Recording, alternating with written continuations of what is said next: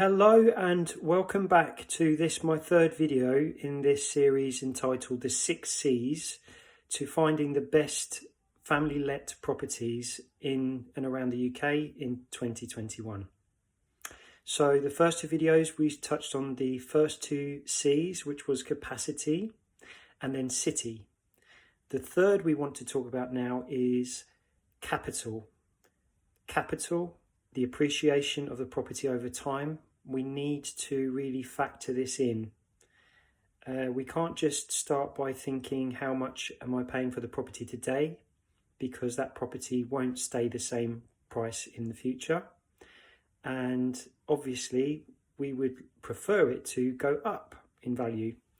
So we look for properties between a 70,000 and 130,000, 140,000 pounds, as this gives a very good scope for growth to happen, but not at a rate that would be unaffordable in years to come.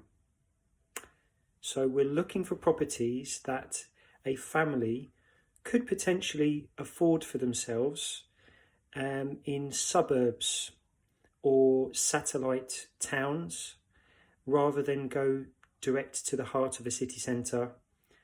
There are some obvious reasons, but the main reason being you're paying a premium. The reason why suburbs exist is because families need space. They need to have gardens where possible, or at least a park nearby. They need to have enough room so that every child has their own bedroom. You may be able to have a bunk bed for a couple of years, but after a while it's going to want their own room. So you need to have, back to capacity again, a 3 to 4 bed house in a suburban area, so that you're not paying a premium for being too close to city centre amenities, but they are accessible by road, by bus or by train. So these are the factors, because here's the thing, these families, we want to stay with us throughout their child rearing years. So if they do or do not have an ambition to buy their own home, the time that they're renting with us, they need to be able to be in the same neighbourhoods as if they could afford something. They'll have their own reasons why they're not buying something just now. I think it's safe to assume that most families will want to aspire to buying their own properties. But we are looking at this as we are their long-term landlords, and we want them to be able to afford the rent.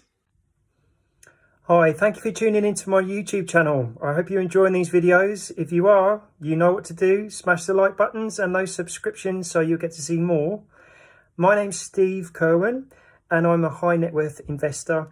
I specialise in family lets, and I'm looking for anyone out there who has significant funds who would like to make a confident step into investments into property. It may be your first time, or it may be a return. Something that you definitely want as a continuation into your future.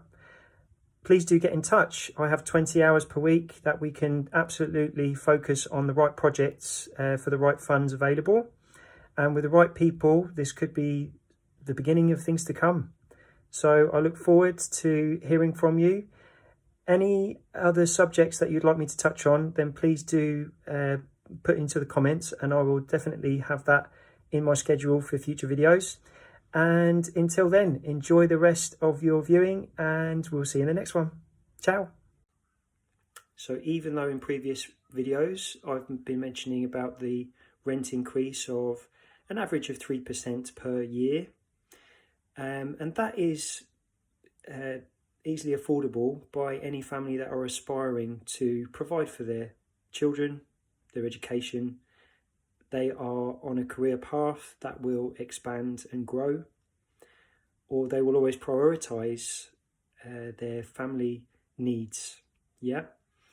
So we need that location to be key so that yes, we do have capital appreciation, but it's not going to overshoot the affordability back to the stress test that we need the rent to always cover 125% of what our mortgage monthly payments are.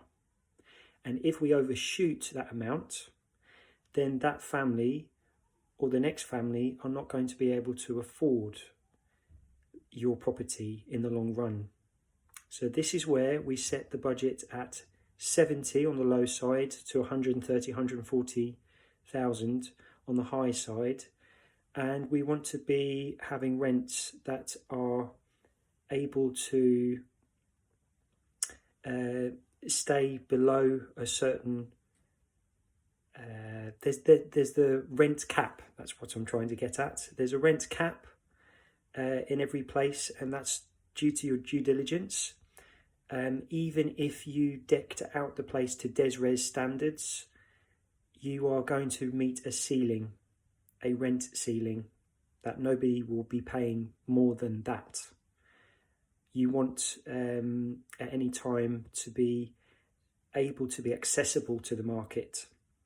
And if we overprice, thinking that, well, I'm going to put gold taps on every bathroom because that's going to appreciate my property quicker. Well, yes, that may be a strategy, but then you're actually trying to rent it. So nobody needs gold taps. Nobody needs a smeg fridge in a family home, and quite often we don't have furnishings. That will be down to the family themselves, because guess what? They choose their own furnishings.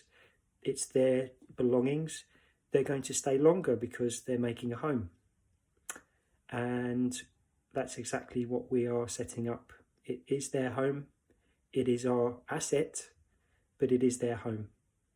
So I hope that helps. If you need to think about locations, I will be going into that in specific detail. But similar to the city, we don't want to be going into the heart of a city. We want to be taking 2 properties in a town for the same budget of 1 property in a city centre. You'll get more rent this way, and eventually you will actually get more capital, because 10% increase on 2 properties will more than outweigh 1 property if you do it in the right way. Okay, thank you again, and we'll see you in the next one.